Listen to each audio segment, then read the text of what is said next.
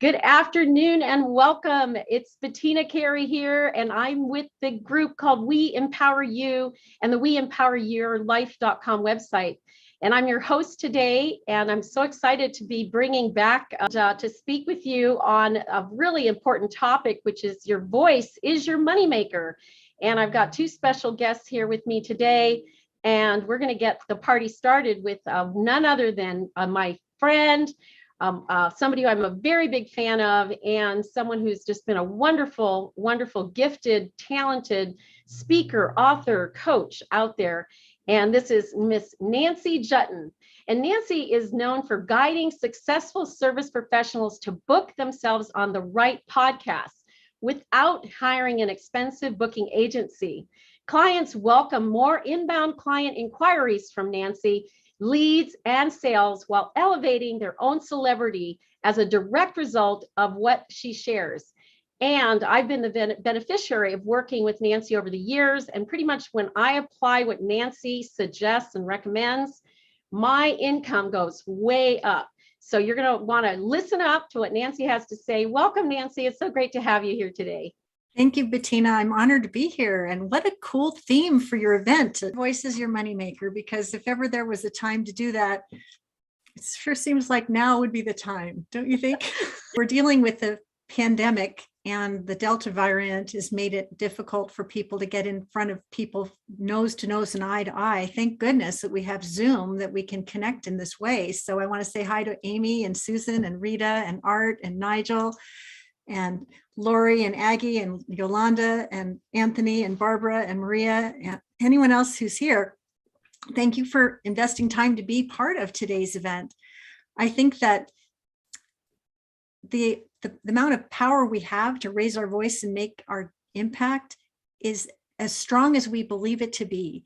And one of the things I would like you to know about me is that as a professional speaker, like many professional speakers, I got benched when the shelter-in-place order was named last March. Are you a professional speaker who also got benched? Let me see some hands. See some hands. If you had a whole calendar full of bookings and all of a sudden nothing can be more disempowering than that. And yet, what could have been a disaster ended up becoming a wonderful opportunity to master a whole new set of skills, which is to learn how to be a podcast dream guest that top hosts can't wait to book. Because when you learn how to be a podcast dream guest that hosts can't wait to book, guess what? You get to speak up on the right stages to deliver your message, your personal story, wave the flag for the mission that you are fighting for, and also create inbound sales inquiries, leads, and sales for your business simply by showing up. What's beautiful about podcast guesting, excuse me, is that in a long form conversation you have with a gracious and generous host, you can cover a lot of ground about what you do, what problems you solve, what unique perspectives you have, what provocative points of view you want to bring, even the personal story that you want to inspire people by. And what's beautiful about this is when other people are listening, if they feel called to want to know you better, they come to a sales call pre-sold because they had the benefit of hearing you speak in conversation with someone who already had brilliant authority. A host of a show likely has embedded audiences of people that are already listening. And so when you get invited to be on their show, you get to borrow the authority from the host and let it be a halo around your head. And when you are asked invariably, Lori, it's been such a pleasure to have you on the show. What is the best next step our listeners can take in your direction? Lori can speak up and say something about her best-selling book about the samurai, right? She can say, well, what I'd really love for you to do is download the first chapter of this game-changing book for leaders that will change the conversation in your organization starting today. And if there's more you want to know, well, let's have a conversation. But by saying that, there may be people that are mowing the lawn and walking the dog and multitasking that may just stop what they're doing, and they will go to whateverit is.com to get in touch with Lori. my husband is a financial advisor, and in his work with high net worth individuals, even high net worth individuals are worried that they're not going to have enough money when they retire. It's their biggest fear. So when he's asked at the end of an interview, what should we do? He'll say, I'm so glad you asked. I'd love for you to go to donotoutlivyourmoney.com to download my special report that will help you know how you can avoid that fate. Let me say it again, donotoutlivyourmoney.com.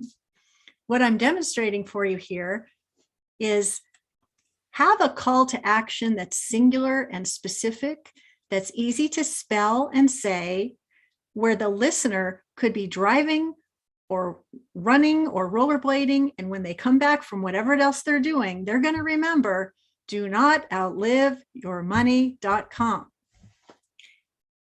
If you want to be a guest on a podcast, start with the end in mind, which is where do you want people to go or do as a direct result of having had the privilege to hear you share your message. The other thing I want you to think about is making sure that there's a good audience to message match, because speaking to everyone is not necessarily going to be as fruitful as talking to a specific audience of people that is a right match for what it is that you do. So that being the case, I'm curious. I'd love to hear from some of you who are here today. If you'd like to post in the chat, you can post your name and say, hi, I'm Aggie, and what I do is X. And I'm Yolanda, and this is what I do. And I'm Anthony, and this is what I do. Because what I want to know is, who do you do it for? Because when you say anybody with a pulse can benefit from my message, it's really hard to hit the target. But if you, I'm just going to pull this from air.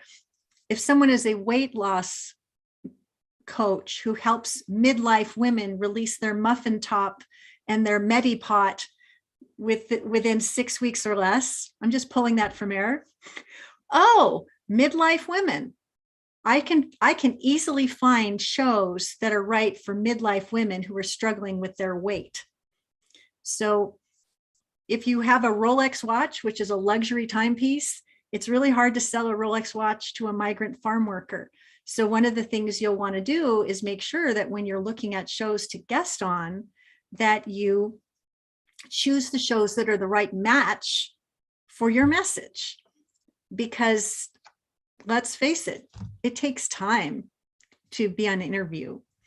And it takes time. If it's an audio interview, you're just showing up. But if it's a video interview, you could be worried about hair, makeup, background, audio, et cetera, et cetera. You don't want to spend an hour of your time talking into the ether and have the message fly out there and land on an audience that doesn't even care about what you're talking about. So I see someone's posting. Art says, I work with 50 plus people in transition who need to make a difference and make money. Okay. So 50 plus people in transition needing to make a difference and make money. Does it need to be legal? She says brightly.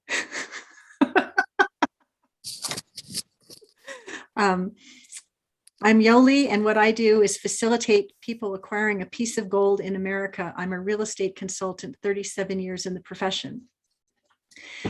Okay, I turn couples' stressful home transitions into peaceful new beginnings.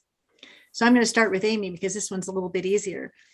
I'm guessing that couples that are having home transitions that become peaceful new beginnings probably just recently bought or sold a home. So you might search for shows about real estate in your particular neighborhood, real estate trends in Wallingford, for example. But I want to give you all something really special and specific and useful right now, regardless of your niche.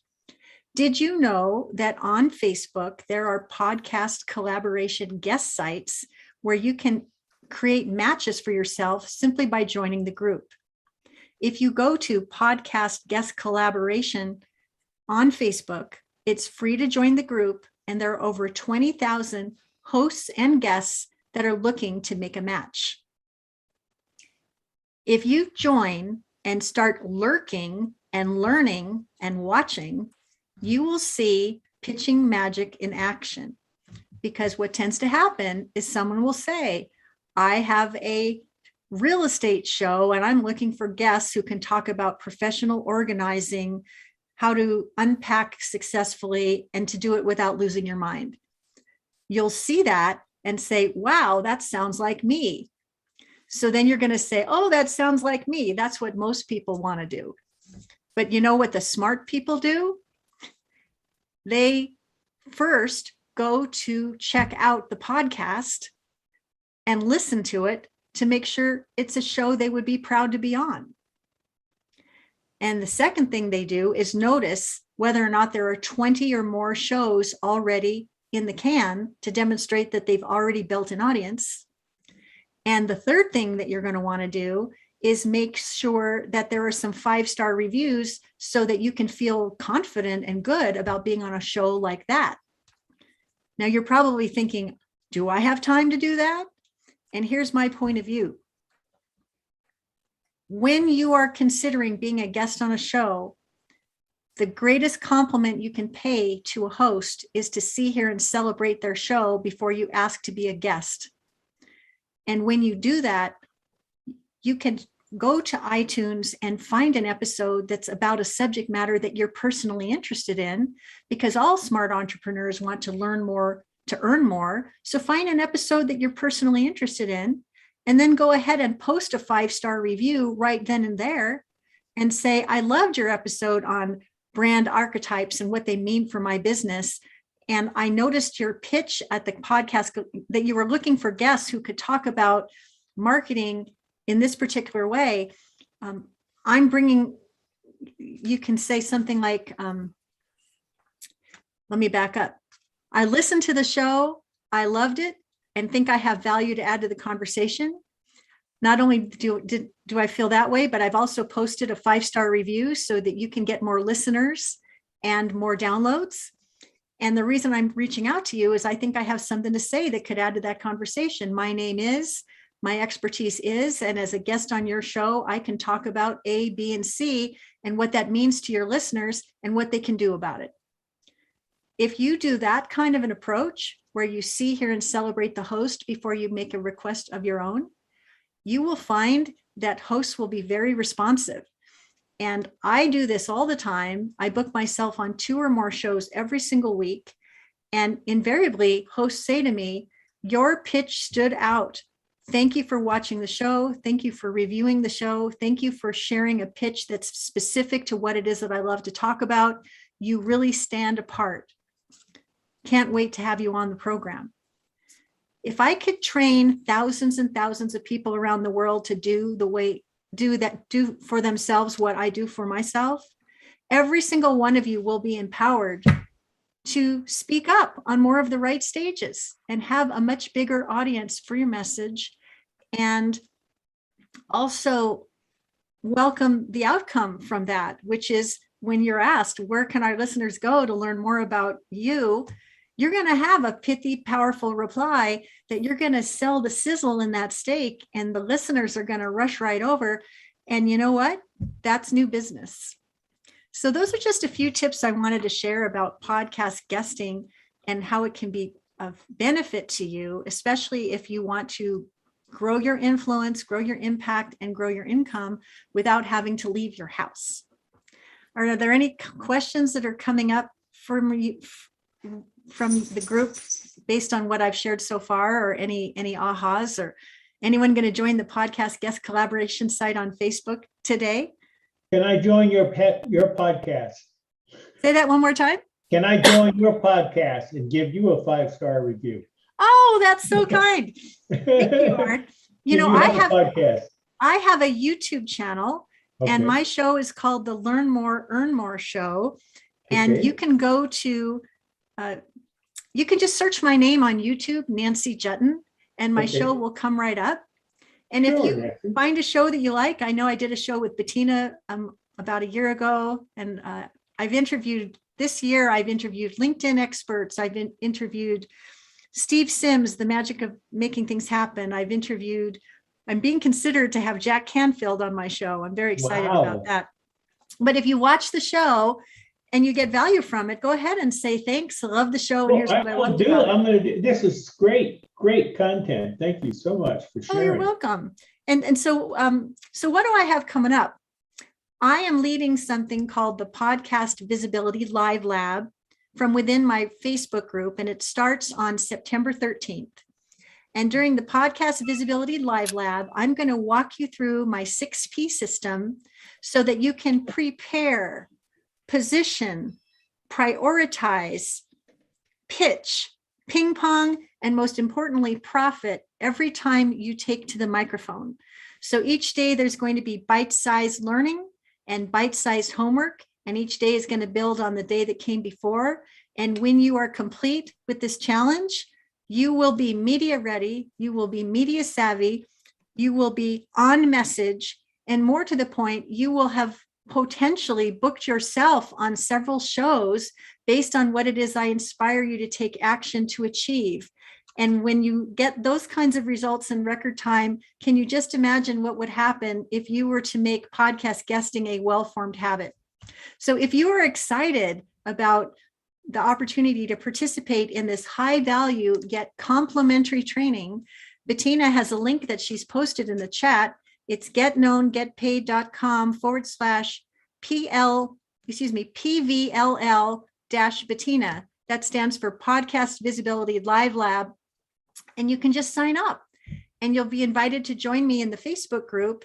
We are a community of 2,237 service providers, podcast guests, experts, speakers, and authors who want to raise our voice, make our impact, and make money every step of the way. You will make new friends there. You will create new collaborations there. And every Monday I do a live show where I share some kind of content that will support you in learning more, earning more, and being glad to be a member. So I am thrilled to have the opportunity to be here with you today. I hope that you've gotten some value with this little snippet of content that I've shared with you today. I know Amy is someone who has been through my training and had some good outcomes from that. And also Bettina Carey has accomplished amazing things as a result of what she's learned. And so I hope that you will come and invite friends. And I'm more than happy to answer any questions. Thank you so much, Nancy. Yes, we're going to take some questions now from the audience. And I just wanted to say, last year when COVID hit, I had only ever participated in Zoom calls as a participant. I'd never actually produced or done anything in Zoom. And when I started this journey, I went right to Nancy's group. I've been a participant. It's one of the only groups that I actually follow and participate in. And if you go and watch some of my older videos that are from dating back to It's a Small World After All, right around March or April or so of 2020, you'll see the evolution. And in fact, it was taking Nancy's advice that got me my own radio show. And so that's also airing on Twitch TV. And without Aunt Nancy's help, I think I would have been bumbling around in the dark and never seen a path so clear as day as I do with working with Nancy. Never mind the fact I've known her for 20 years. I've taken lots of her advice. It ends up leading to generating revenue, which of course is the ultimate goal. And of course, you'll meet a lot of new people that are going to be your friends. And I know it's a great group. It's all vetted out. Nancy does a really incredible job at making sure that only the best, the cream rising to the top, is part of her world. So let's take. Thank you. That's just wonderful. You're welcome. Thank you, Nancy. So the name of the site that you're wanting to go to, Pierre, if you scroll up 1, 2, 3 comments in the chat, it's getknown.getpaid.com/PVLL-Bettina. Okay. And that stands for Podcast Visibility Live Lab Bettina. So if you click on that, it will take you to the registration page, Okay. where you can sign up for free. Mhm. And all I ask, and I'm just, all the good stuff happens when you're live, so we're going to go live every day starting September 13th at 11 o'clock Pacific. And I'll be streaming live by Zoom into the group. And also the people in the group can also watch. but Zoom makes it so much more fun because you can see everybody's faces and you can connect more readily with people and know whether or not your message is landing. And yes, and I think this podcast guesting is the stairway to heaven, right? So if your voice is your moneymaker and you are not on a stage called podcast guesting, you're missing out. I'm just saying. And Nancy's the gal for you. I'm telling you. Well, and can I say one other thing, and just to edify you for a moment? One of the things that I teach people is that you can speak to your own community, you can speak on podcasts, and you can speak on the stages that other people own. And it's such an honor for me to be invited to come to the We Empower You group today by invitation to share valuable content that hopefully will edify and make you all better. But Bettina practices this very same advice. She has her own show. She comes on live every week with We Empower You, and then she gets herself booked on other shows. And when you work all three legs of the stool, the visibility stool, if you have your own people, you have the stages of other people, and you have the podcasts that reach people that you've never met that can allow you to scale up and grow, you ultimately control your upside because you always have an opportunity to raise your voice and make your impact. And you are someone who has been a student of these methods. You are deploying these methods. You're creating amazing success for yourself and paving the path for everyone who follows you to succeed as well. So we don't just take this advice, we eat it for lunch. We certainly do. Thank you so much. So let's open up the lines here and see who we've got out there who has a question. I'm looking straight at Rita because Rita has her own show, but you're probably not doing as much as you could if you were working towards podcast guesting. So yeah, you know what? Yes, I've had my own show, and I think everything we get to evaluate where things are working for us or what works best for us. I love podcasting. I'm actually on several shows, but I love the fact that you have something that's collaborative so that this way people can connect. I mean, what's great is I don't always know where people are finding me. It's a referral type thing. And so they're like, love you, heard about you. I don't know where they heard about me. And I'm able to get on that. But I think I like that more of being able to share with an audience, and because then I think we get to add value in a more unique way, especially when it's collaborative. So I want to say thank you so much, Nancy. The fact that you shared that resource, that is invaluable, really. So it's my pleasure. And that's just the tip of the iceberg. I want to say something else. Congratulations to you that you have a show. Yeah. And just curious, how many episodes do you have? And so it was something that I was learning about and doing. So I think I only have, I don't know, probably 30 or something like that. Good. Yeah.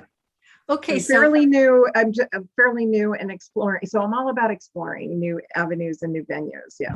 So let me just offer this as an eye opener or perspective shifter. Mm-hmm. I'm just going to ask you a question. You have a show, you have 30 episodes. As a podcast host, do you notice how many downloads you get and how many reviews you welcome, and whether or not you're getting the cool guests that you want to reach up to, or whether you're picking the low-hanging fruit just to get it going? Right. And that is something that I've been looking into, that I'm evaluating more of, because I'm learning more of that as I go. So here's those are so important. Mm-hmm. So here's my question or my comment. Mm-hmm. If you have a show of your own, whether it's a YouTube show or something on iTunes or just a live show that you do every week in your Facebook group, A+, amen, all that's great. It's a long distance run to build an audience for that show. Yes. If you want to accelerate the growth of your audience, one of the smartest things you can do is be a guest on more established shows. Yes. Because what will happen is you'll be a guest. Is your expertise wine, wealth, and women?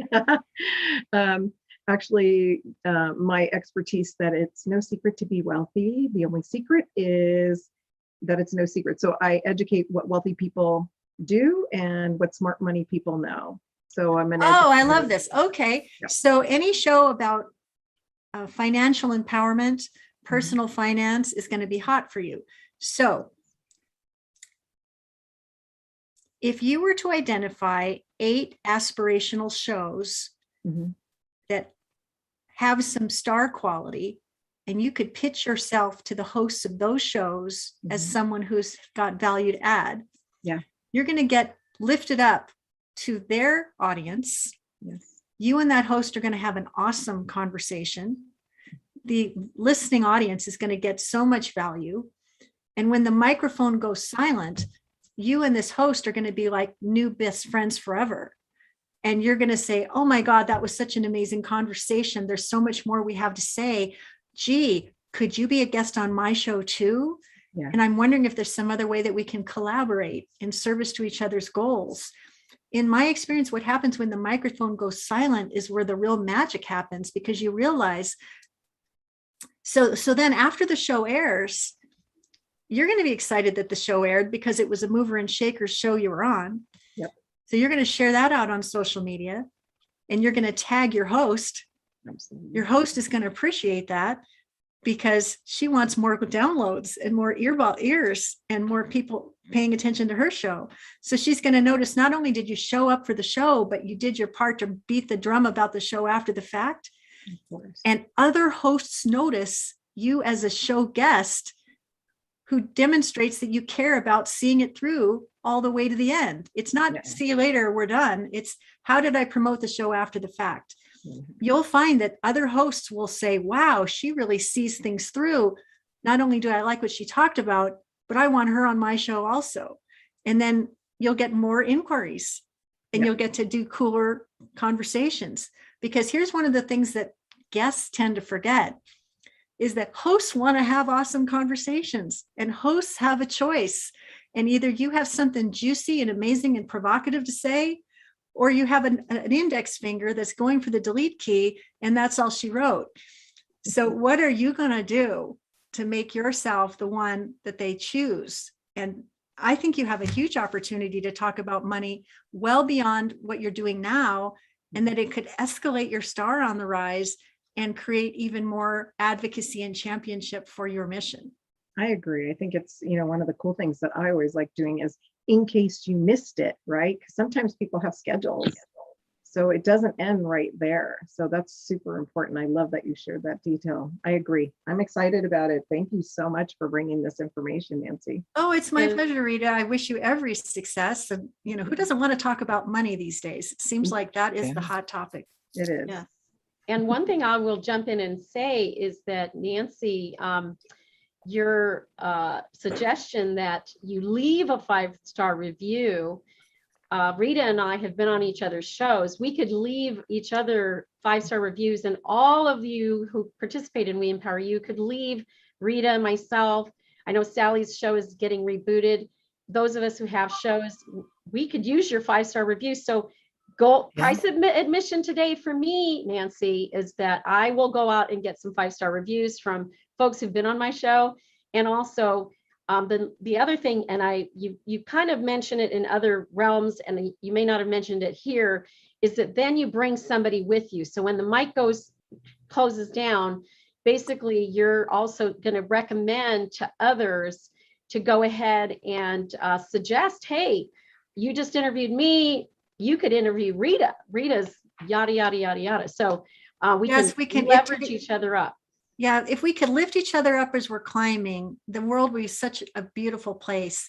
And in the Broadcast Your Brilliance Bootcamp that I teach and lead, I always encourage people to go the extra mile for the host, go the extra mile for themselves. But when the microphone goes silent and you're having small talk and the host is complimenting you about what a great job you did, and you've fallen in love with each other because you covered important topics that were heartfelt and important, you're going to discover that you can say something like, well, I'm just curious, what topics do you want to cover in the coming weeks? Because I wonder if I might make a referral to someone who would be able to meet the need. And she'll say, well, we're really looking for someone that can talk about debt management and how to get out of your car lease, or I don't know what. And but whatever it is, you'll say, what do you know? I know someone. And not only that, he's a best-selling author. He's someone who already speaks up quite a bit on shows, and he's really funny besides, may I make an introduction? So if you and the We Empower You community decide to start making podcast guesting a priority, every time you're on a show, reach back to the community that you're a part of and think who you could recommend, because this good karma that you put forth for your friends and colleagues, it always comes back to you in ways beyond which you had no idea how good it could be. And it just puts more good energy in the universe. And gosh, for what we're dealing with these days, don't we need more good energy in the universe? Yeah, Right? we do. Absolutely. Thank you so much for your question, Rita. I'm going to just ask one more time if there's any remaining questions, and we'll open it up to others. Open up your mic if you have a question. And I just have a question.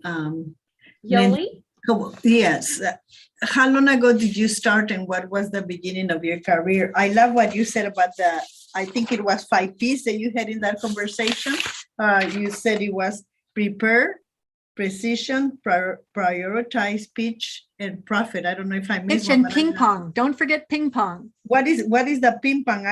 Ping I love pong ping is, pong, but- I kind of touched on that. It's what you say when the host says, what can our listeners or viewers do to take a closer step in your direction? That's when you say, well, I want them to run and not walk to donotoutlivyourmoney.com, because this is going to share with you how you can avoid that fate. And so to answer your other question, my background, I think I came out of the womb with a pen in one hand and a megaphone in the other. I've been promoting people all my life. I owned a public relations agency for a number of years and represented Fran Bigelow of Fran's Chocolates, Seattle Chocolate Company, Olympic Hot Tub Company, the Seattle Design Center, and a whole bunch of community banks. When the recession happened, my PR firm fell apart in a heartbeat, and I took a dare from a friend and I wrote a book called Bye Bye Boring Bio, and it actually put me on the map and made me somewhat slightly famous. And I started speaking up about how to transform your boring bio from wallpaper to wow to attract clients now. And it sort of helped me build this multiple 6-figure business based on solving a very specific problem. And then when the pandemic hit and we're all shut down, I thought, shoot, I have to read. I wrote the first edition of Bye Bye Boring Bio. There, Amy's in it. I wrote it in 2009, then I wrote the second edition in 2010, and in 2020, I redid it to serve the virtual speaking world, and I relaunched all of my products, programs, and services to focus on virtual speaking and podcast guesting. And I'm happy to tell you that once a publicist, always a publicist. These skills, like, they run through my veins. I just know what to say and how to say it. And that's why I'm able to be such a value to my clients, because some people struggle. What's my angle? How should I approach this? I've been a publicist for very big names and big names on the rise, and I know how to help you angle a story so that you can be chosen. And I can also coach you on getting ready to rock the mic so that when you take the mic, you come home with what you want, which is leads, clients, connections, cash, notoriety. And the part of this that I was not expecting, and I'm just being incredibly transparent here, you know, once a pitcher, always a pitcher. I'm always pitching. Aren't we always selling? So in the beginning, it feels like you're like pushing a rock up a hill. But when your presence is excellent, when you practice your podcast guesting, when you show up as the best human being that you know how to be, and you stand and deliver with heart and smarts and moxie, people will hear you, they will notice you. And what you will not expect, which is the best part of all, is that people start coming to you and saying, will you please be a guest on my show? Will you please be a guest faculty expert in my mastermind? Will you come and do something for our professional association? And all of a sudden you're holding court, choosing opportunities that only came to you because you had the courage and the moxie to speak up in the first place. And that's what's been happening. Pierre has a question. First of all, I guess I think Bettina is the one that's more familiar with me. Lee is my trainer, my coach.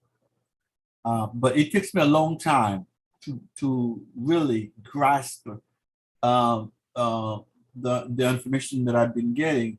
But not only that, to make it my own, because my biggest problem is I cannot do anything that if I'm not comfortable with it, if I don't really, in a nutshell, I can't share anything with anybody if I feel that they're not, they're not gonna get much out of it, or I'm just doing it for the money.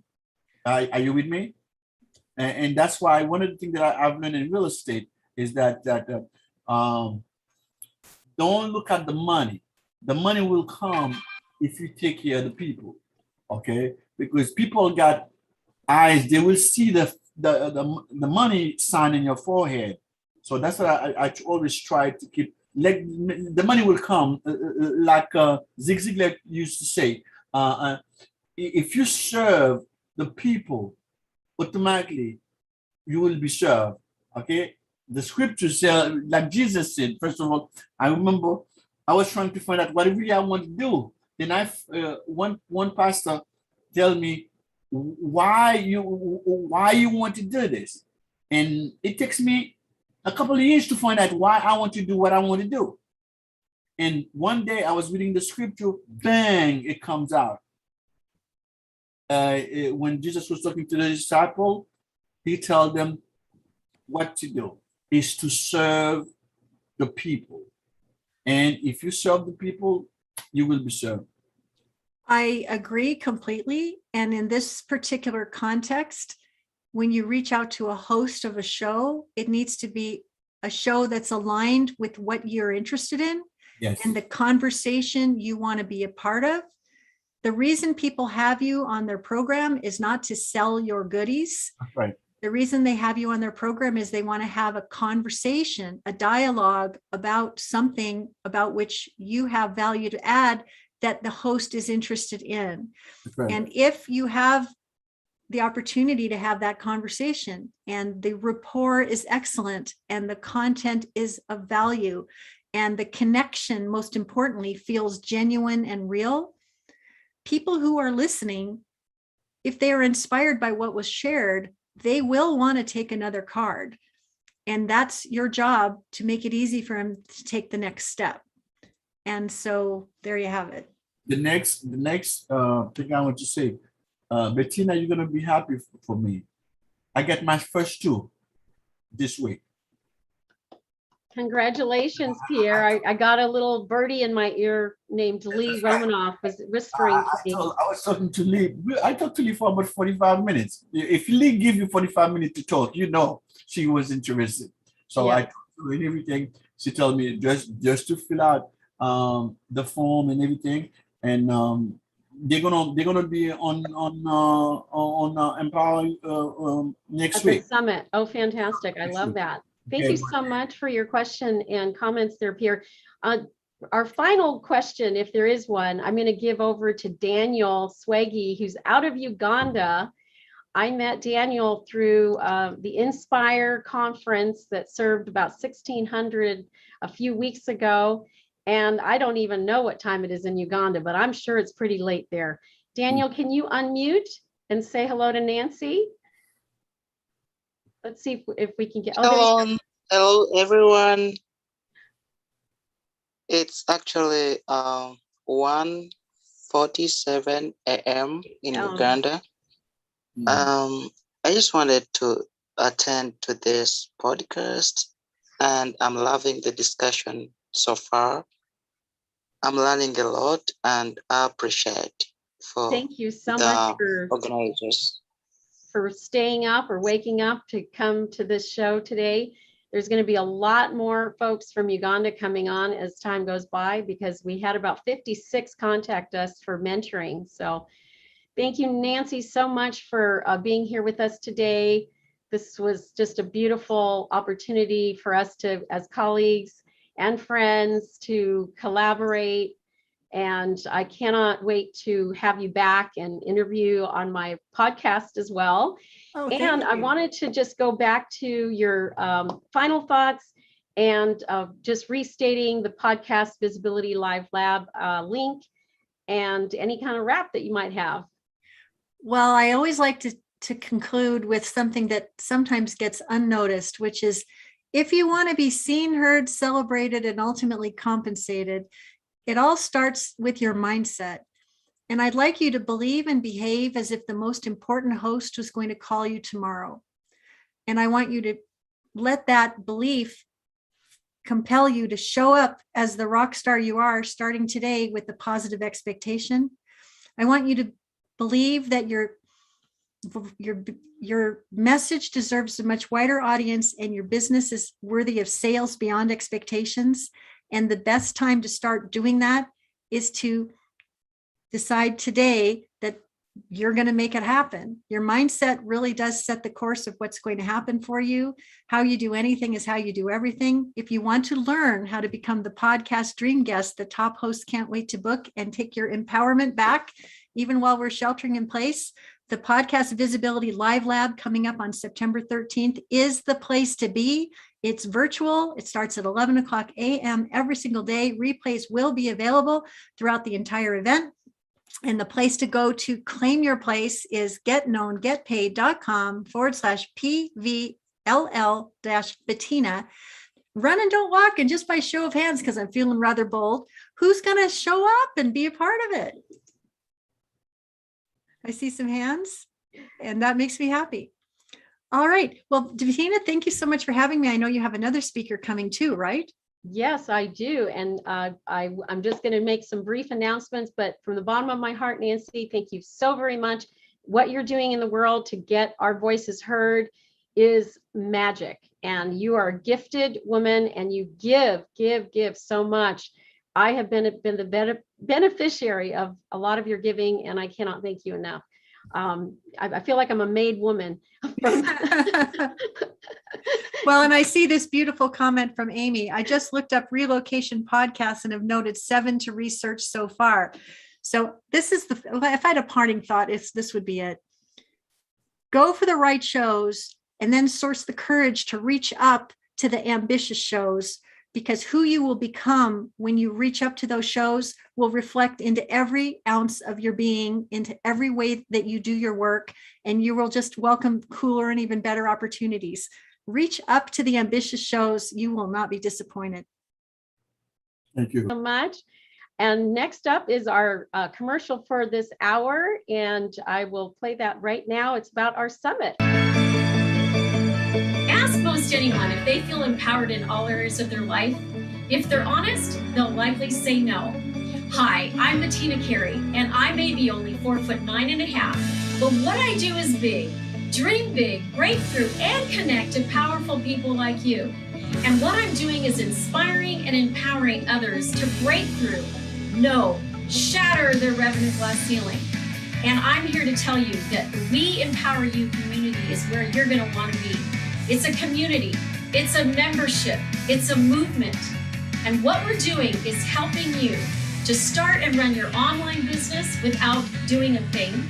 We're helping you to find angel investors that you don't have to pay back, to run your own membership program where you don't have to do the work, and so much more.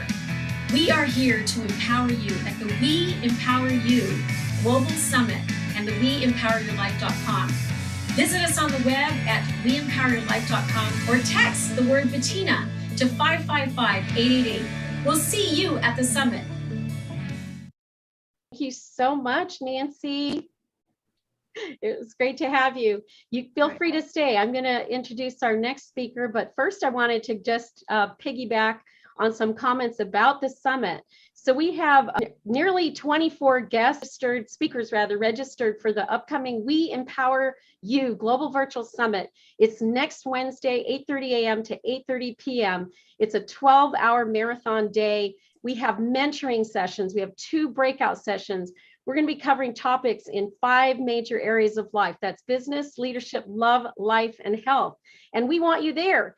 And what we've done is we've got 500 sponsored tickets right now, and there's one there just for you. So go to WeEmpowerYourLife.com, click on the Summit Tickets tab, and grab your free ticket. I am so excited to be welcoming back another one of our wonderful guest speakers, at the summit, and also he's been speaking the last 3 weeks with us here, and that is Master Nigel Henry. So Master Nigel Henry is going to unmute himself here just shortly. Let me go ahead and give him an official welcome. His topic today also is using your voice as your moneymaker. And Master Nigel is typically working directly one-on-one behind the scenes with me, the chief, or the ambitious, highly gifted, extraordinary, out-of-the-box individual who has desires or intentions of being known as the #1 or the greatest or the disruptor in my industry or profession while making a massive beneficial change in the world.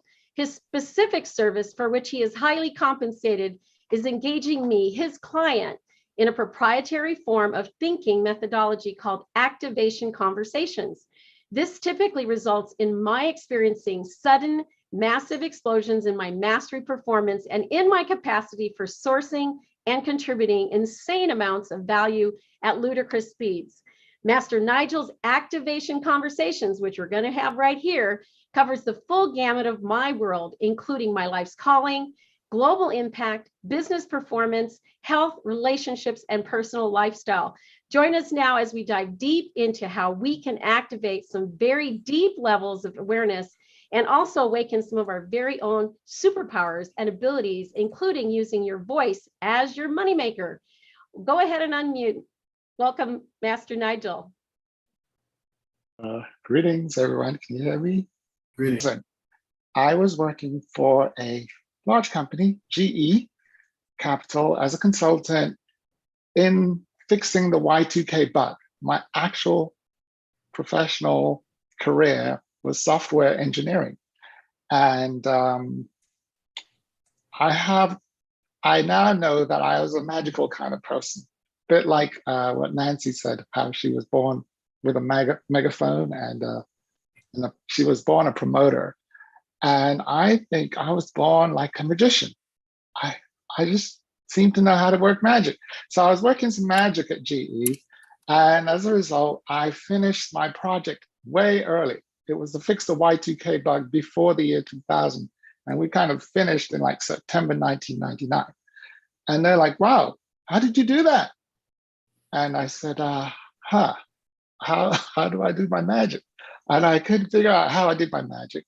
So I said, you know what? Instead of explaining it in a PowerPoint presentation, I'm going to do a stage presentation. So I put on a live stage play in the IT department of the tech department, starring all the members of the staff that involved. And the name of the play was called Y2K Was Okay. And it was based in the year September 2000. So I took them into the future and played some James Brown because I feel good, because everything was working out. And then I brought them back from the future, month by month, into the present. And on the way back, I stopped to acknowledge a few people who got promoted as a result of their participation post the bug fix, and promoted and promoted. And so when I was finished, they just leapt on their feet like, we've never seen anything like this. How did you get all these people involved? And I was like, it's magic, okay? So they said, listen, we're doing this thing called Six Sigma and these quality control things, and we think you'd be a great fit. So we'd like to offer you a job as a director in the IT department. And I was like, ooh, finally, promotion. And just as I was about to accept it, I heard my inner voice say, well done, Nigel. You have fixed the bug in the mechanical computer. Now go and fix the bug in the human computers. I'm like, who said that? And I don't know if anyone here has an inner voice that's really loud. Mine is extreme. I see you, Amy. I hear you. Mine is very loud, and it's so loud that it was like I was in a movie and the person that was talking to me in front of me faded out and my inner voice just got so loud. It's like, okay, Nigel, now it's time for you to go and debug humans. And so then I said, Mr. Henry, hello, Mr. Henry, do you want the offer? I was like, oh, I'm sorry, I have a new offer. I literally had to reject their offer right there on the spot. I said, I've been called to a greater work. So I quit my tech job and set up my own company and went out into the world to debug humans. And let's just say, fast forward, 5 months later, I'm working with some homeless people in the city of Oakland. And I'm thinking, now I think humans are supposed to work. That was my thought. Just like software, when I'm looking at a computer, my first thought is this thing was designed to work. So to the extent that it acting weird, the screen is blinking, is not coming on, there must be a bug in the software. So I met this homeless guy and I'm like, dude, hey, what's your goal in life? I'm like, huh? I'm like, dude, what do you want to be in life? And what's great? What's new? Oh man, life is hard. Why don't you just come buy a home and set up your future? Man, I just don't know. I don't have any money and I don't know how. I'm like, this is what I tend to do when the TV isn't working. You know this old trick called, you whack the TV on the top and the picture clears up, right? Old school. I'm like, dude, are you okay? Let me have a look in the hood there. There's something not right. The software is on the blink, as we say in England. It's on the blink. It's blinking. So my initial thought is this must be a bug in the software because that's not what he's supposed to say. So anyway, this went on for 5 months. 5 months. I've been talking to people on the street and in different scenarios, and they all said the same thing. Whenever I said, let's go, they said this phrase, I don't have any money and I don't know how. I don't have any money, I don't know how. And I was hearing this for 5 months. And what I was doing, I was like, oh, let me help you. I have money and I know how. So I was helping these people, thought I was helping them. And within about 5 months, I started becoming broke. I'm like, this is not working. And I had the gift of frustration. Has anyone here had the gift of frustration where you've been putting effort in and it's just not working and you're not quitting, but you're feeling that frustration, it's just rising. And I've learned that it's a gift. It's a necessary emotion for causing breakthrough. So in one of these states of frustration, I fell asleep in front of my computer, and I found myself having a dream that I was in the Matrix. Has anyone here seen the Matrix, the movie from back? And there's a scene in the Matrix where Morpheus is typing a message to Neo on his computer screen. And that was happening to me. My computer screen was typing a message and it said, I don't have any money, I don't know how. I don't have any money, it just kept on repeating. And then I heard the voices again saying, show him the virus, show him the virus. I'm like, what is this virus? And why is this computer screen typing in front of me? And it says, I don't have any money, I don't know how. If you write that phrase down, anyone has a piece of paper, just write it down. I don't have any money. Then new line, I don't know how. And so the voice is saying, show him the virus. So I'm like, okay, what virus? Which virus? What word? And then they started flashing the word don't. So for all those who are writing, just circle the word don't. And they said, Nigel, that's the virus. I'm like, virus? And then said, take out the virus. But by the way, if you read the sentence without the virus word, don't, you'll get, I have money and I know how. Woo! Whoa, that's weird.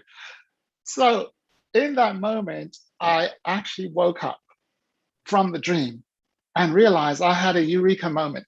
I had discovered the virus that makes human beings act weird, downgrade, and just weird. And I ran down the street. I think I ran down the street. I was like, I found the bug. It's called a eureka moment. I found the bug that was interfering with humans. And I thought it was the word don't. So let's just pause there. Fast forward, I found out that this word, which is actually 2 words. Let me see if Amy can hear me. Amy, can you unmute? Because I see you. You're a talker. You look like a talker. Can you unmute? How'd you know? Ah.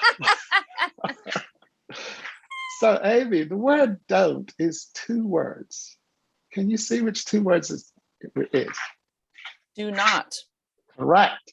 So I spoke to an angel friend of mine. I said, hey, I found the virus that makes humans talk weird. And she said, no, Nigel, the word don't isn't the virus.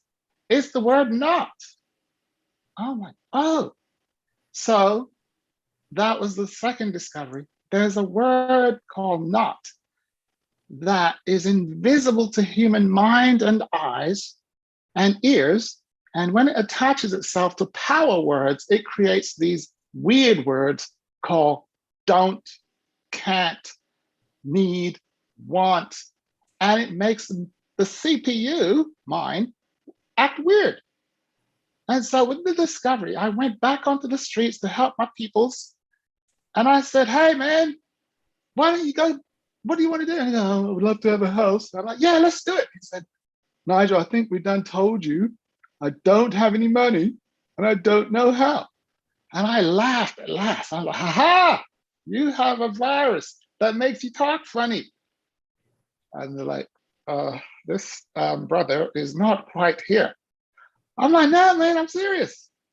I said, say it again. So I had him write it down. I don't know, just like you guys did. I don't know how. And then I said to the guy, which one of those words is the virus? You know what he said? Don't. I'm like, yes, you know. And he said, so take it out, just like I said. And he said, I have money. I know how. And then he goes, no, I don't. I'm like, whoa. That's when I had my second breakthrough, that this guy is addicted to this virus word. Yes, is that a sign to speak there, Amy? You can speak. What are you thinking? Amy? It's like it's a deflection of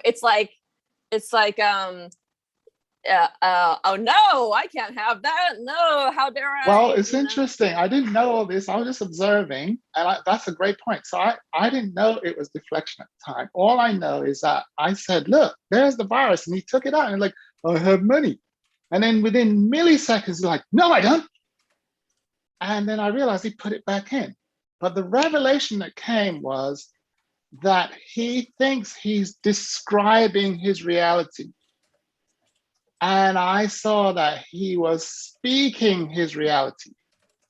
And so he was looking in his wallet and saying, look, Nigel, I can see in my wallet that it's empty. Therefore, I don't have any money.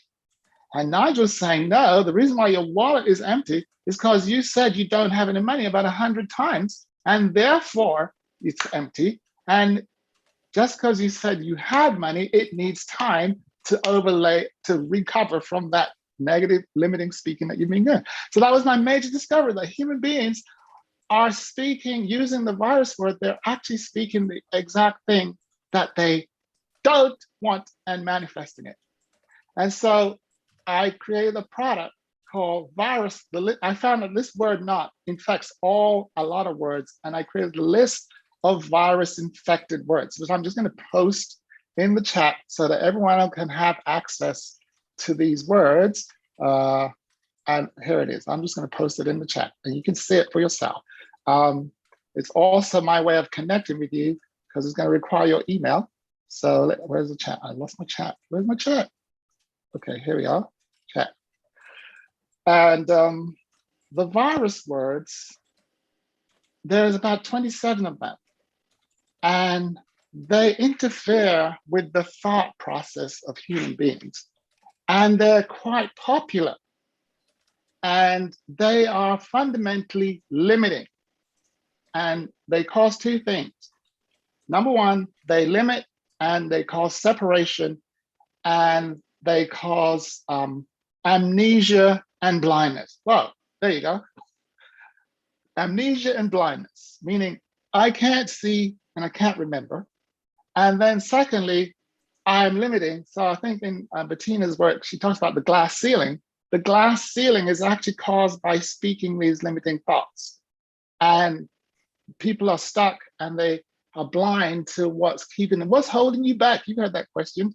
I don't know. Do you hear the word don't in there? I don't know. interesting. So when I sum all of this up, I found out that the net of it, and can I share my screen now? Let me check. Yes, I can.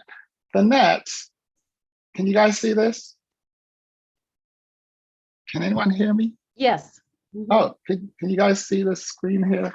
Yes, we can. Is when the mind is infected with virus, it creates 4 different mindsets. And since I have Amy who's speaking, Amy, can you see that? Can you read this? Where's Amy? Can you Yeah. unmute? Yes. Hold on. So, yeah. The top flourishing top 1%. 1%. Yeah. Yeah. I am Yeah, read that. I am effortlessly attracting great health, relationships, and wealth opportunities. I am allowing massive beneficial contributions to flow through me. I am experiencing absolute time freedom and exponential cash flow. I am being a teacher and role model for others. There you go. Now, this is what I was thinking when I was listening to Nancy. She was modeling this thing, teaching she was talking about this cash flow through her process. And she's talking about going on a podcast to contribute benefit to the audience and the host. And her process sounds effortless. It doesn't feel like, oh my God, I got to go and learn, go and get an MBA and then do this. No, follow my process. And so it turns out there's only a few people on the planet, 1%, who are operating this way. And when you look at their contribution, it's exponential. It's a massive result in a short period of time. And the word that describes them is just wow. When you've experienced someone like a Nancy or Bettina, like, whoa, dude. We call it a miracle, by the way. That's awesome. Massive result, short period of time. Okay, then. Let's do the next level mindset. Which one is this? Can you read this to me, Amy? Or even better, Amy, if you really want to do some magic, can you call someone else to read it?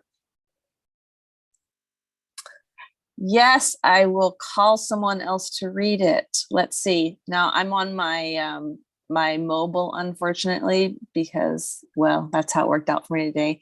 So let me see. Part of my finger scrolling across the screen. Use your How about intuition. Yes. Aggie Clark? Is Aggie Clark available? Angel Aggie? I am available. Again. Yes, she was here last week. Go ahead, Angel.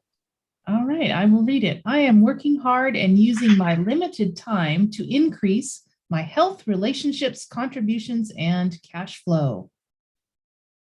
Would you like to offer any comments at all about that or anything you've heard so far? Well, as I remember last time, I had shared that I felt that this is the segment that I'm operating out of, and at the top side of it, working to get into the flourishing, and or at least working to feel like I'm in the flourishing. Maybe I am, and maybe I'm just not acknowledging it yet. So I think this is it's a moving. I mean, that what I like about this segment is it actually is called something where you're moving up. So you're actively moving towards the positive. Now, may I assist Angel Aggie now in having an incremental move on this call right now? Yeah? Yes. You open to that? The first thing I'd like to say, Angel Aggie, is that you were born here. You came out the womb here, and everything below this line is a downgrade. Literally, like, what happened to Aggie? She downgraded, man. And so it's not that we're going up, is you're returning home. Mm-hmm. So the question is, Aggie, what happened to you? How did you start operating down here? Can you give any explanation for that? Oh, I think I lost my way a little bit. I didn't realize I was born in flourishing. You forgot. And I did. You say, yeah, you lost your memory. Mm-hmm. You've done forgotten who you are and who made you. You see that? That's the first thing. And by the way, Aggie, it's a pandemic. Lots of people have lost their mind. They're out of their minds. Have you heard this phrase? These people are out of their minds. You were born with this mindset. This is your birthright. And it just seems like only 1% of the population has remembered, period. And so they are, you said two words, I fell and I forgot. Why do people fall? Aggie, why would someone fall? They're moving along and they fall over. What could cause that? Any answers would do. Wrong answers, preferably. Let's see. You know, I think it's back to forgetting. If you don't know where you are, you may not even know that you fell. Well, you know, people fell when they weren't paying attention and they were blind. They tripped up, Aggie. That's what it is. They tripped up and then they fell. You can trip up and still not fall if you're paying attention. But if you're blind, like, oh my God, what happened? And then if the thing that tripped you up also caused you to lose memory, then it's like you didn't even know that you fell. You just thought, well, I just found myself here, Nigel. I don't know how I got here. I just found myself here. I didn't even know that I was somewhere else because you lost your memory. So Nigel found out that this virus word causes amnesia and blindness. And the more virus words I allow into my mind is the blinder I become and the more memory I lose. And if anyone knows anything about humans, is when you lose memory, you lose performance. What are your thoughts on that, Aggie?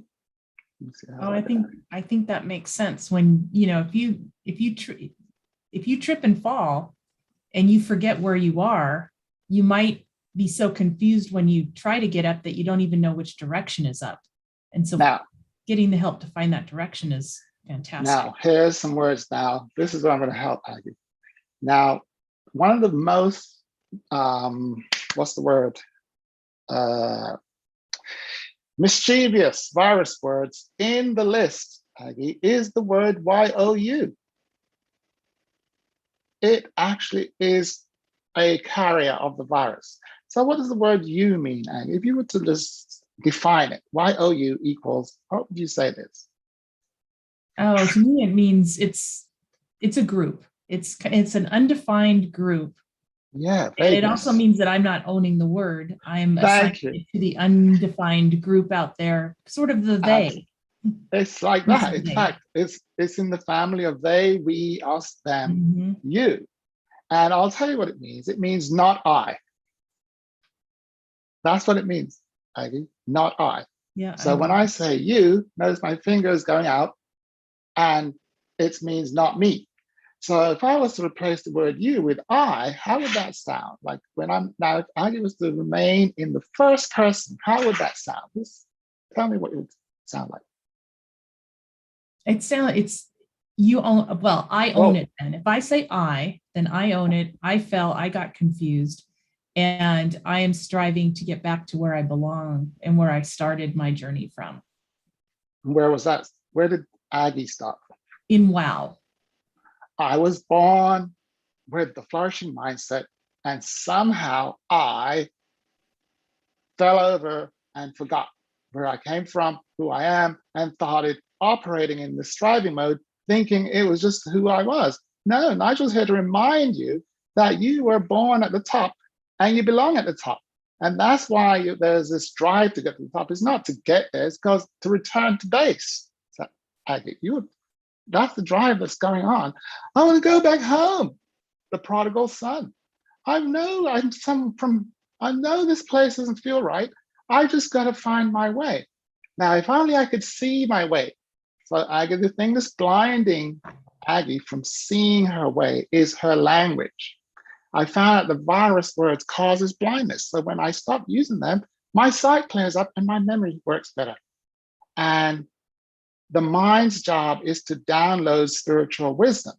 All things is known in the spiritual realm or in the heart, but when my mind is cluttered up with virus, it comes in, first of all, it doesn't flow very well. And secondly, when it does get in there, I can't see. What are your thoughts on that? I'm thinking. What are you thinking? I can see how the words blind me. There you because go. I'm not. Beep. Now I'm not there's the owning. root. Whoa, Oh, whoa, whoa. The root of all evil is not. Oh, it's So not. What? now speak without saying the word not. Just say the same thing, now self-correct. Go ahead. Well, I want to own. I am owning the positive words There it, well, to move from pos- striving to flourishing. positive is also a virus word, by the way. Oh, is it means, really? Yeah, it means not negative, and negative means not positive. So the virus word NOT creates the illusion of duality. And there is Good no and bad. Yeah, illusion. People think there's two sides to everything. No, there's only one. It's called unity, but the virus word creates this illusion of duality. And it's also the same virus in the computer that creates digital. At the root of all computer language is the word NOT. It's called binary logic. Binary means two. Carry on, Ivy, keep talking. So I'm going to give you a distinction. Ready? Okay. Light comes out of my mouth. Just say that. Light comes out of my mouth. When I'm speaking, I'm shining light. So shine some light on the topic, Aggie.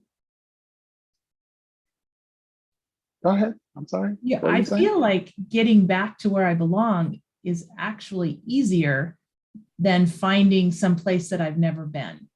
Amen. Say more on that. That was a beautiful piece of enlightenment there. Now, you said feeling versus knowing. Do you feel it or do you know it? Which one are you speaking from? Your feeling center or your knowing center? I'm speaking from my knowing center. So now say it again. I know in my heart with absolute certainty, blah, blah, blah. Go ahead. I know in my heart with absolute certainty that returning to the wow, the place of wow, is easier than finding wow if I had never been there. Amen. Does anyone think she sounds wise? Just unmute and just make a comment if you think Sally's beginning to sound kind of like a guru. She's kind of getting wiser by the minute. Well, yeah, you got to unmute though. Anthony, you got to speak, man. This is not a visual game. This is an audio game. Talk to me. What do you think? Yes, I would agree with that. What are you agreeing with? That she is making excellent progress. Back home. Notice she's not moving towards, she's returning. And her wisdom is coming through. And all Nigel's doing is having her consciously remove virus words from her speech. What do you think about that, Anthony? I think it's challenging because we use Challenges those on the words. list. Right. So that, there it is right there. It makes it difficult to avoid those this is words. on there as well, difficult. It's another virus word. I need to have the bleeper every time I say something. No, you need to pay attention to your words. The thing is, what Anthony's doing is speaking. And up until he met Nigel, he was speaking without awareness of the power of his words. He just thought, I'm just talking, Nigel. Can you just let me finish? No, dude, you're creating some reality that's limiting the environment with your superpowers, by the way. You know, I call Anthony a super spreader. Woo, Anthony, are you a super spreader? I like to think so, but in a good way, hopefully. Well, good is a virus word. Keep talking. Whoa. That would be the goal. That'd be the goal, to spread good. You know, definitely. No, but good is a virus word, Anthony. I'm just saying. Is that right? Oh, it's on the list. Oh my gosh. This Where's is what I found out, my people. I need it emailed to me. I need the list. You say need? I'm gonna put it's in the chat. Just click on the link in the chat. It's the vamp. Is that Anthony, right? Let's see here. Here's the good news, the great news. So the antidote to good and bad is just great. There is no opposite to it. Okay. Mm-hmm. Move from good to great, Anthony, and you'll be safe. Yeah, so now what I was going to say, I lost my train of thought, but Anthony, let me ask Anthony. Anthony, here's a personal question. Are you an angel? Yes. Yes, and all angels have greatness in their heart. I was going to say goodness, but you know, it's a virus word. So would you prefer good or great, Anthony? Well, I'd like to say great. Yes. naming yourself after your manufacturer is a very good move. Okay, so your creator is great, therefore Anthony is great. Anthony, you were born with greatness in your heart, okay? And your intention is always to cause people to have a great experience, especially on a podcast. And the only problem is the words matter, you see? And so what I found out with the angels, the very people on this call have the greatest intention, but the language, the words they're using is interfering with their intention, hence the frustration. Right. I see Amy thinking. Amy's thinking. Let that out, Amy. Let it out. Let's hear that thought.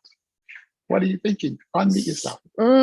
This is good. This is good. This is great. It's great. Yes. So say This more is about the greatness. great. What's so great about it? Oh, I just like feels juicy. Yes. Now the thing about an angel, we're not here to take in juicy. We're here to share juicy. You get paid when you share that with someone like Aggie was doing. Aggie was gifting her thoughts on loudspeaker. And that's why Anthony was like, ooh, this lady's bad. Ooh, see, because she was putting it out. She was modeling the Nancy recommendation, podcasting. Literally, she was having a podcast with Nigel right now. Yes. What else were you thinking there, Amy? Your thoughts are worth money. Thoughts on loudspeaker equals cash flow. Go ahead. Woo woo.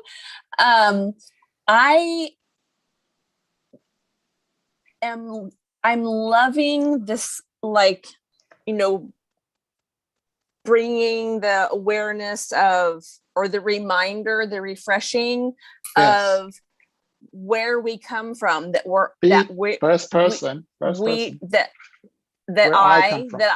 I am born in flourishing mode. And this journey, somewhere along the way we fall. I fall. Yes. It's okay because I see what you're saying. I see what you're coming from. Keep talking. It's because I want to support other people that in my world. Do you say want? Sorry, just pointing out another virus word. Want. Okay. It's just a virus word. Carry on. Yes. Now, let me just say about virus words. The root of all virus word is the word not. And what it does, it, like HIV and corona and all of these other viruses, it pollutes good things and create them into carriers. Like the word do is a quite innocent and powerful word. I'm a doer, man. Let's get this done. Let's just do it. And then I add this invisible word not to it and becomes don't. Let's don't it. Don't do that. That's the first word a baby remembers hearing to limit the child. The baby's like, I'm Superman. I can climb on the sink and jump off and go on top of the fridge and jump. Don't do that. Don't. No. And so the baby's dealing with this virus word. What is this? Where I come from in heaven, we can do all things. I can climb on the fridge if I want and jump off. Don't do that. Uh-oh. And somehow, if you smack the baby and say the word don't, that's how the virus enters their system. And they're traumatized by this word don't forever. Anyway, back to the thing. Want is a virus. All angels are born with the inherent capacity for making a difference. They don't want to make a difference. They make a difference. If I plucked Anthony and just dropped him in a room and said, Anthony, don't say anything, the room would change. It's not something he wants to do. He's a change angel. Things change when he's in the house. Now, when he starts speaking, it accelerates it and cash starts to flow. The voice is the money maker, Anthony. So that's why you got to talk, man. If you want to make some money, get on a podcast and talk. You understand what I'm saying, brother? Talk. That's yes, right. Amy was saying something. I disrupted her to bless her. Go ahead, Amy, finish off. And then we're going to go back to Aggie, and then we're going to get someone to read the surviving where the pandemic is. Normal is pandemic, by the way. Ooh. Yes, finish, Amy. Yeah, you were thinking. Here, yes. Amy's thinking. Amy, the way to get all those thoughts out of your mouth is just to say the phrase, I'm thinking, and sound intellectual. Thinking. I'm And then so excited to reflect these Yes. rememberings Amen. into talking. my tribe. Amen. Now you're talking. See, let me guess. Amy, are you an angel? Yes or no? Yes, sir. You know what? All angels are messengers and they are givers at the same time. So anytime they remember something good or remember something great, I've got to edit that song. Tell me something great, right? Who's that? She wants to share. In other words, share the greatness. That's your job, Amy. Here's some greatness and spread Amen. it. Get on a podcast. This is where Nancy's message is like, music to my ear. We need more angels on more podcasts. Okay. So, yes. So, Amy, your little secret, the thing that's missing for you is just let your thoughts flow. Don't process them before you speak. Just let them out. And it's called free flow, and let it flow. And you'll just see with time, your thoughts will just be liquid coming out your mouth. Like the spirit will just take over your voice and like, oh, Amy's available. So we're just going to talk through her and magic. And that's how your flow happens. But if you edit too much, you'll be here all day. Now, it's because I was trying to edit myself with the corrections in place already. Let the virus come out. It will get cleaner with practice. Just let it out. So back to Angel Aggie. She was the wise one that was triggering all these problems. Angel Aggie, you know they are causing trouble, right? With all this talking of wisdom and talking about going back to your home of the land of flourishing. What were you saying there? Just remind us of your wisdom in the first person. Well, I want to share that I am great at causing trouble. Excellent. All angels are troublemakers, disruptors for the good of the people. I'm a paid professional disruptor, by the way. Keep talking. And yes, I find it easier to return home, to return to where I came from, than to find it and having never been there. So I feel like it's comfortable coming home. Now, I have to say this, Angel Aggie, I would advise against comfort. Comfort has been used as, let's just say, turbulence has been misunderstood. It's a deeper topic, but to avoid going off into a deeper land, could you call someone from the Angel Aggie to read the surviving the pandemic thing that's taken over the world? I will. Since everyone who's been talking, their name starts with A, I guess we'll have to go to Art. Wow, that's Art. You've been called to the stage. Art sent a message to me that he was leaving, but he's still on there. So give him one second and see if he replies. Otherwise, perhaps we could do Daniel in Uganda. Otherwise, Daniel, my friend, come to me. Come, let's just hear your voice. Daniel, can you hear me? Is Daniel there? Yes, I can hear you. I'm still on. Can you see this, Daniel? Yes, I am. I'm seeing your screen. Great. I'd like you to read this one. Read this one. Go ahead. Which one? The 75% surviving. Surviving? Yeah. No more surviving. I'm not dead yet. Still struggling, treading water, spending my time trying to maintain my health, relationships, and cash flow so that I can stay alive. What is that? What are you thinking about that, Daniel? Any thoughts? Just put whatever you're thinking on loudspeaker. Well, it kind of speaks to me because a social entrepreneur, and having been someone that is working, or being someone that is working with children of incarcerated parents in Uganda is quite hard. And then at some point I was like, no, I cannot do this. And then from your presentation, I realized that was a virus. Yes, it is a virus. Now, but I would like you to keep talking, but I'd like to bring a graduate from the FMC. By the way, in the FMC, I'm just going to do a quick commercial. Financial Miracle Challenge. Next one is in September. And I will put the link in the chat in a minute. But what we do is we create the condition to have people experience this again in a 5-day intense pressured environment. We find that if you put someone on enough pressure, they either explode or they go vertical. And in the Financial Miracle Challenge, we actually recreate this thing so that people work a financial miracle, massive result in a short period of time in 5 days.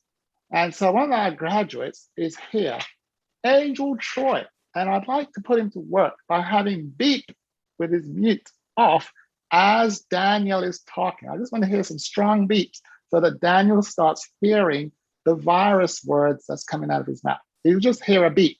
Okay, Daniel, say more. What were you saying now, Daniel? Talk to me. You were saying. Yeah, well, I am not dead yet. Still struggling, treading water, spending my time trying to maintain my health, relationships, and cash flow so that I can stay alive. Actually, that speaks to me because at one point I thought I could not I could not continue with what I was meant to do. Then from your presentation, I realized the can't part of it is a virus. And then I'm like, I'm not dead yet.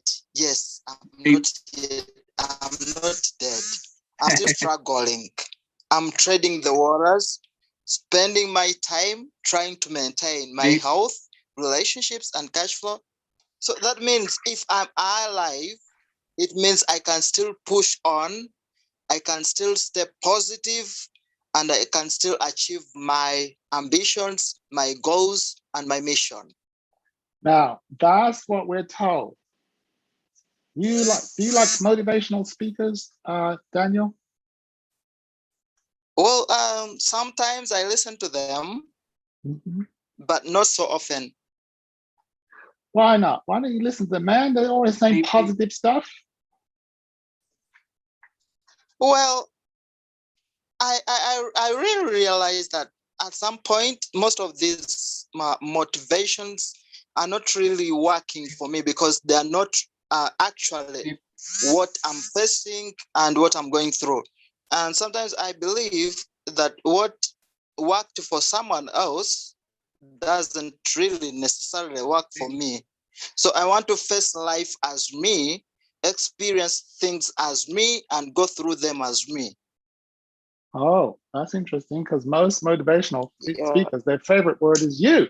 You can do this. You are awesome. You. They never say I, interestingly enough. But anyway, the reason why I wanted to talk about this is 80%, these two combined, 80% of the world. This is the condition of Johnny on the street who has a job. Their income is fixed. And I just wanted to draw attention to what this graph means. This graph is talking about the acceleration of money. Did you hear that, Amy? Acceleration of money. If it's horizontal, it means that the acceleration is constant. It's not changing over time. If it's like this, that means the money was accelerating at a certain speed and it speeded up here and it's getting faster. The speed of the money is changing over time. And this is where the speed of money is changing so fast that we can't keep track of the speed. The speed is changing quickly. This is the birthright, Angel Aggie, that your money is supposed to be moving so fast that you can't keep up with it. You might as well just say you live in abundance because, oh God, I've lost track. Can you imagine Bill Gates trying to keep track of his money? It's moving too quickly. That's the birthright of all angels. Amy, you got to unmute when you're speaking, lady. We need to hear your voice. Amy, what are you thinking? I was thinking, fuck yeah. Okay, now you're talking English. All right. Now, this is what's going on. In America, the majority of people are here. And the word that they use more often than any other word is this. And they talk about what they cannot do. And they're like, hello, how you doing, man? Well, I'm surviving. What do you mean surviving? I'm grateful that I lived for another day. With the pandemic, I survived the pandemic. I survived. Everything's about survival. And we got the pandemic survival kit. Survival is so far from home, right? That it should be illegal to speak any language that involves surviving, because the more I speak about survival is the more I create it. And then when I share my survival conversation, hey man, how you doing with the corona, man? Oh man, I survived corona. You too, me too. And now they're sharing survival stories, which is spreading the virus conversation. Can't, don't, not, want, need, have to. We're trying hard, man. This is what happens when people speak virus words without awareness. This mindset just creates and it keeps building. And so when I look at that person, man, you're creating your own reality. Repeat after me, I have money. He said, no, I don't. And he's like, no, I have to join with my crowd. My people don't have any money, so I don't have any money. I don't want to be different. It's lonely at the top. Aggies, there's not a lot of people like you, Angel Aggie. You're in a minority. What do you think about that? I'm used to that. Well, I don't think we should get used to it. This is what I found out. With elevation comes awareness, but this other thing happens as well. There, power increases at the top. Have you noticed that one person has more leverage than 90% in America with their power? So Angel Ivy, you don't have to get used to it. You have power. What are you thinking? I'm thinking that I can bring more people into this group. And so it's not lonely at the top anymore. Thank you. Even though I said not, which I wasn't supposed to do. Well, what matters is not whether you said it, it's whether you're aware that you said it. And guess what? You were aware. And with awareness comes the choice of changing it. So most people are speaking without any awareness, therefore they never correct. But Aggie is aware and she says, whoop, I said not, let me resend that. I'm choosing to bring people with me. So awareness reveals choice. That is the beauty of virus awareness. All of a sudden, I see more choices. Guess what? The more aware I am is the more vertical I become. The more vertical I am is the more choices I see. Ivy, do you notice you have a ton of choices? I do have a ton of choices and I love choices. But you know what these people say? I don't have any choices. I have to. That's their favorite word. It's hard. It's difficult. I can't. We have to do it this way now because someone told us to do it that way. We don't have any choices. Do they have fewer choices, or are they not aware of the many choices that they have? No, and you're helping us to be more aware of all the choices that I have. Notice how Aggie moved from student to master teacher in one conversation. So now that you returned home to your master teacher mode, can you resend that message as the teacher versus the student? As the teacher? I think, if you say, I think, it would really make you sound as thoughtful as you really are. I think that people in the normal surviving mode have as many choices as the people in the great and the wow modes, and they don't realize it. And the only reason why they don't, they're blind to it. The virus word makes them blind to their choices. And people believe what they see. And the word virus words causes blindness and amnesia. Not only do they become blind to the choices around them, they've forgotten that there are choices. Blindness and amnesia, man. Deadly. The most deadly thing on earth is blindness and amnesia. And it turns out, my discovery, Nobel Peace Prize, please, that it's caused by a single virus word. Not that word, when spoken in the mind of a child, causes the child to go, I don't get that. I can't understand. I can't see that. You see what I'm saying? No, I don't see it. And the more they say they don't see it, is the more. Amy, can you see what I'm saying? Can you hear that language?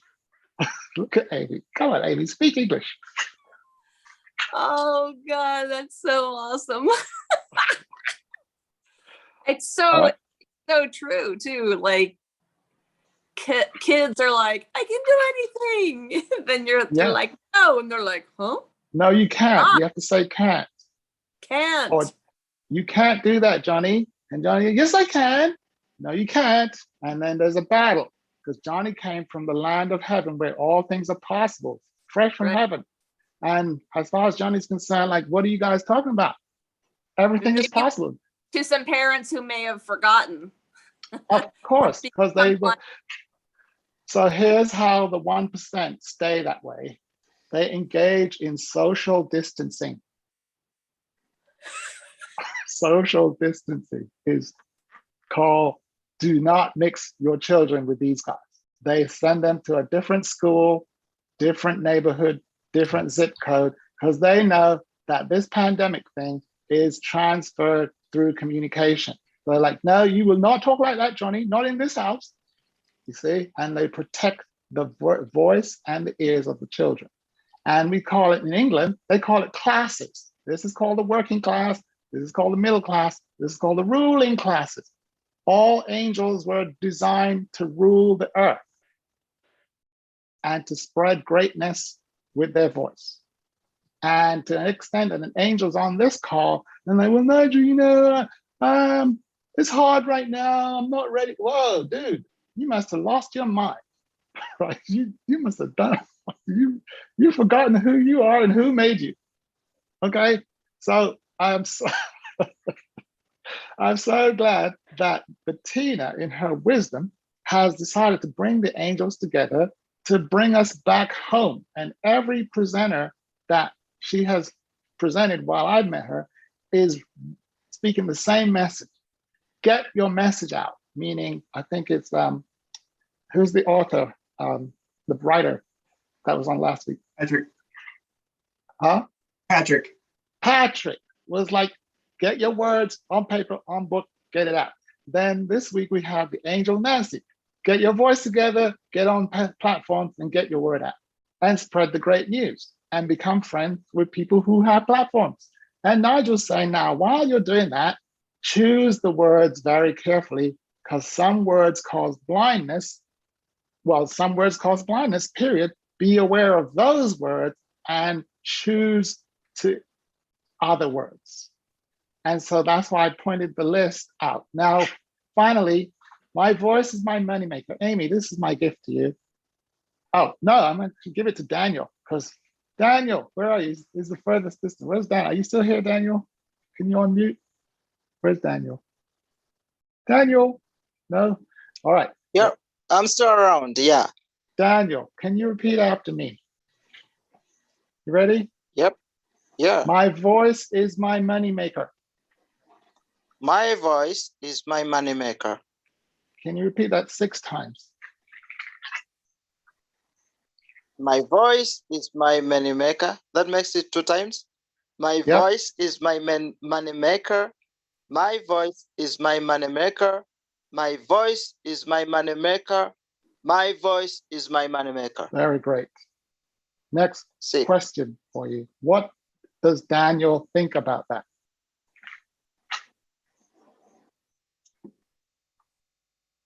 Well, I think it's I think it's right. What's right? When I speak up, it depends on what I speak out. And whatever I speak out will either make the money for me or throw me somewhere else. So it's all about how creative I am in presenting my ideas to the right people. Maybe. And Daniel, right let me disrupt audience. you. Professional disruption occurring now. Daniel, let me tell you something. Every dollar in your bank account got there by your voice. Every single dollar that you have, or What's the currency of Uganda? Uganda shillings. Shilling. Every shilling in your bank account arrived there because your voice put it there. I know that a lot of people think their hands made the money. Nigel, I work for a living. I use my hands. I'm like, no, your voice makes the money. The labor is optional. Daniel, I know that's very disruptive. I hope it's disturbing your world, man. Talk to me. No, well, logically that's right, because like my works can be my voice at the same time. Well, what if it like is what I'm Daniel? doing? Let's just say you paint houses for a living, right? You paint houses, okay? Now I go up to a painter. I'm like, dude, man, your voice is your moneymaker. And like, Nigel, that's nice, but I actually paint for a living. I have this bucket of paint here. When I finish painting this wall, I get paid, okay? I'm like, no, the voice is the moneymaker. The painting is like optional, actually. Like, what is this guy talking about? So I know I'm speaking to you because like in Africa and in lots of countries, there's this thing called labor. And we're taught to work hard. And I assure you at the top, these people get paid to speak. And at the bottom, they've been brainwashed to work. There it is. Working, where does it say that? Working hard, trying to maintain a living. Got to go and get a job and work hard. No, it's about the voice. And that's why all angels on this call are being encouraged to speak message. But I just want to deal with Daniel because I know that Daniel gets it, but I know that the people around him may not agree with him. And I'd like to activate his superpower so that when he gets off this call, he changes the region that he's in, not just the country. Daniel, talk to me, brother. Talk to me. Get that moneymaker working. Yes. You're thinking. Yeah, like what I'm thinking is that if I do something that's a voice, even though it's not necessarily me speaking with my mouth, but my work can speak for itself. It cannot speak. That's the illusion, Daniel. That's what I want to tell you. A lot of artists are great artists. An artist paints this beautiful mural in the background here, and he's like, man, look at my work. It speaks for itself. No, it does not. I speak for my work, or Sotheby's speaks for my work. And the guy at Sotheby's or Christie's, and they go, now, do I hear 1 million for this painting? I went to an exhibition for Van Gogh recently here in Miami. And you know how much his painting's going for? 80 million. The brother is dead. When he was painting, he was broke. But now his painting is going for 80 million, one of those little flower things. And you know why? Because Sotheby's or Christie's, one of those people, they're saying, oh, do I have 20 million for this? Somebody's talking for his work. And at these places called auction houses, they use lots of zeros when they're talking. So the work doesn't speak. I speak for my work. My book, I can write a book, which I have, but until I talk about that book on my podcast, ain't nothing going on but the rent. Yes, Daniel, you were saying. Come on, Daniel, talk to me, man. I'm running out of time here. Well, now, you having said that, then I need to know how I can speak for my work such that it makes, such that my voice makes the money for me. Because, yeah. All right, Daniel, excellent question. So, in other words, you're interested and curious, right? Because have you been told otherwise, Daniel, that, you know, it's not your, has anyone ever told you it's your voice that makes all your money? No, it's the first time I'm hearing that. Do you hear that, Amy? We got news work to do here with the voice. We got to get on some more podcasts. Where's Nancy? She is absolutely right. We got to get this message out. That is why you got to attend the summit, right? Because what is the theme of the summit, Aggie? Angel Aggie, what is the theme of our summit? Our voice is our moneymaker. My voice, Like, my my moneymaker. voice, exactly. And the whole summit will be about that. I'll be speaking, of course, teaching on literally using the voice to make money. Since the pandemic, it has been a blessing for me. I know, because before I thought my networking got the money to me, but then I realized it's my voice that got the money. And so I was like, well, that means as long as I can talk and I have one of these things, I can make money. So literally, I never leave my house anymore. And I'm on the phone and I talk and the phone goes ding, Venmo account. Oh, money arrived. Bing, Chase, money arrived. Nigel, what do you do? Nobody knows what I do. I talk. I use my voice to make money. I talk. And that's how all sales are done. There is only one department in every corporation, every organization. There's only one department that makes money. Angel Aggie, please tell me what that department's called, because you are a corporate lady. You know the score. Go ahead. Is the sales department? Oh, are you asking or teaching again? She's always acting like she's not the master teacher.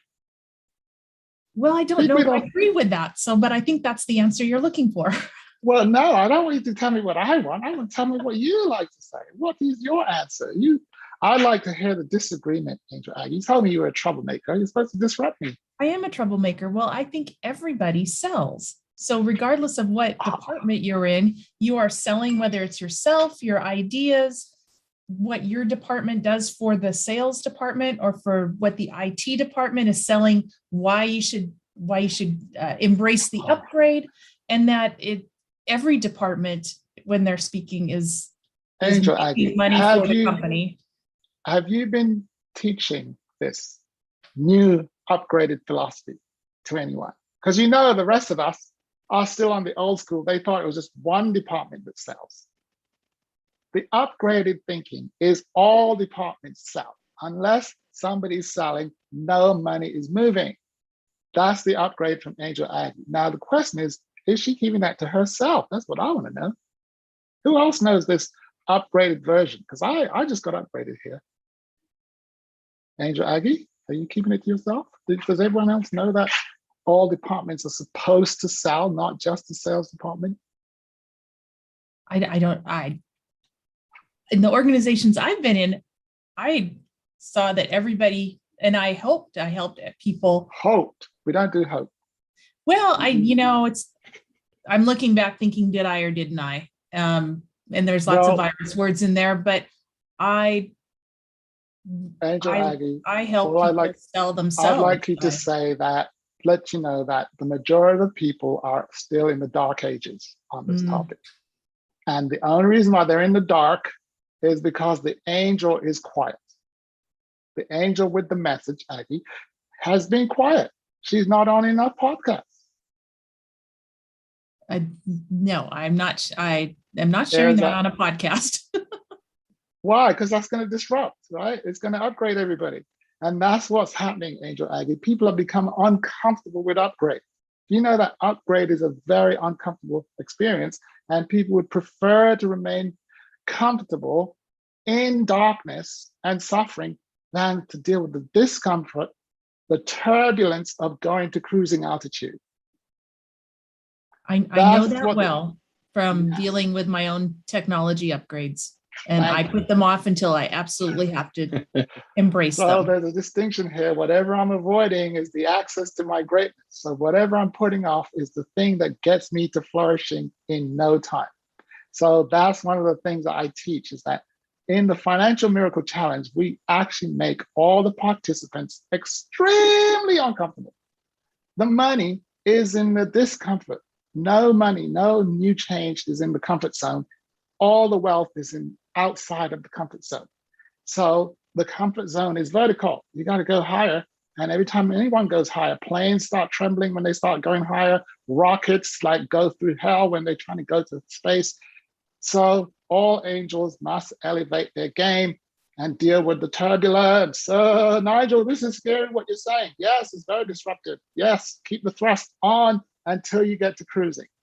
Yes, Angel Aggie, your job is to make yourself uncomfortable and then invite others to join you.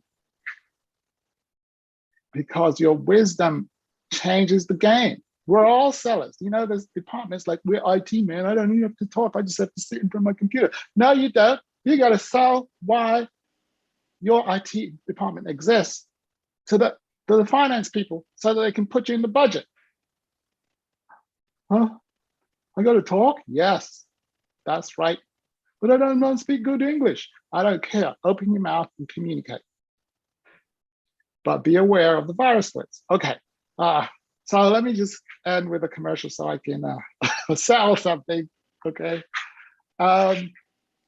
All angels were designed to flourish. All the DNA is still on board. Nothing has gone wrong.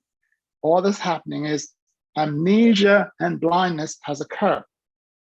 And another name for that is unconsciousness. That's the definition. Amnesia and blindness equals unconscious, right? So the thing is, I found out that the root cause of unconsciousness is language.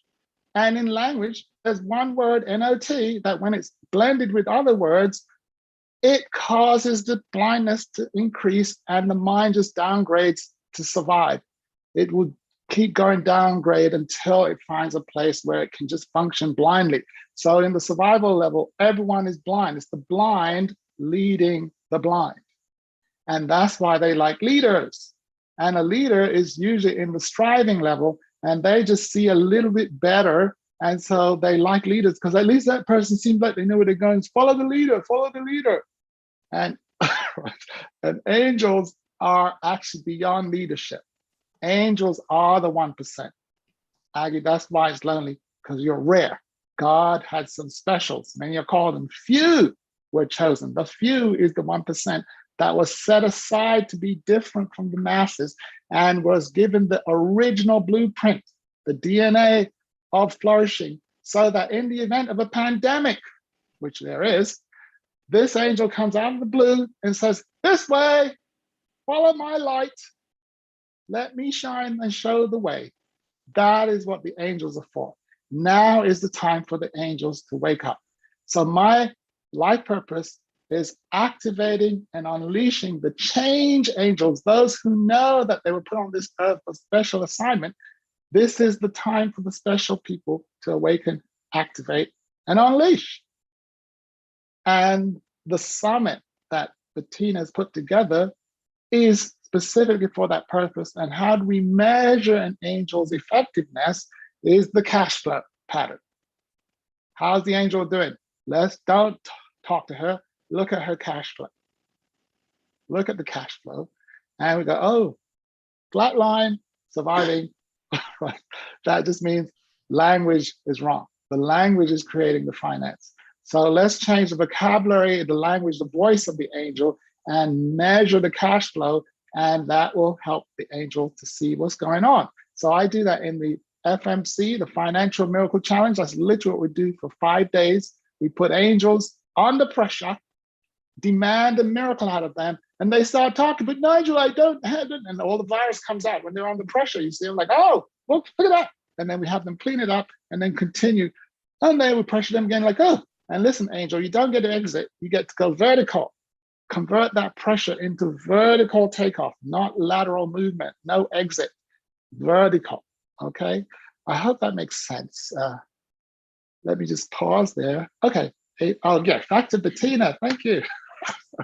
Wow, this has just been a beautiful intro to the summit and what's gonna happen at the summit, which will be a intro to the FMC, the Financial Miracle Challenge. And so for those that are watching live out there or maybe afterwards on Facebook, how can folks get a hold of you, Master Nigel, and register either for the FMC or just to have a call with you for that matter?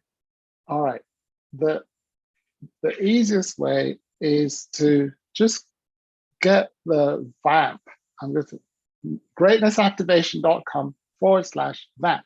And that when you get, it will send you the list of viruses, but it will ask for your number, and then we're in connection right there. And I'll be sending you stuff and you can talk to me. the next thing is that, well, Nigel, I'd like to do this FMC thing.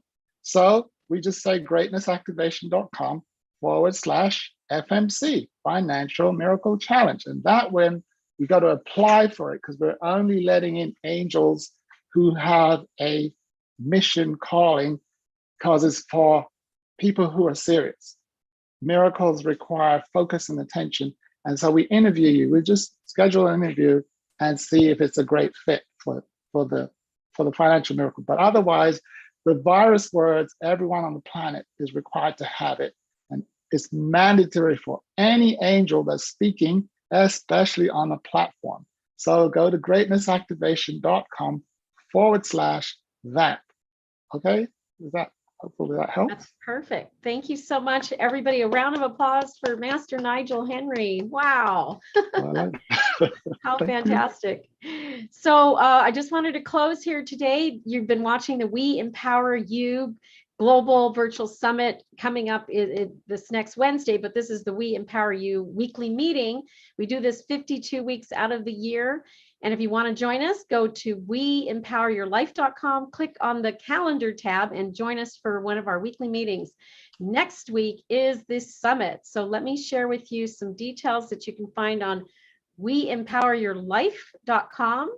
This is our wonderful website that Lee Romanoff has put together for us. And you're going to want to invest in your time. The cost is zero. We want everybody and anybody who needs what we've got to come to the summit. So it's from 8:30 a.m. to 8:30 p.m. And we're going to cover topics in business, leadership, love, life, and health arenas. And the complimentary ticket can be gotten here under the calendar, under the summit tickets tab. That's go to weempoweryourlife.com, click on the summit tickets tab. It's been great to have each and every one of you here today. I'm so grateful to have you in my life, and we'll look forward to having you next week. Bye for now, everybody. See you at the summit.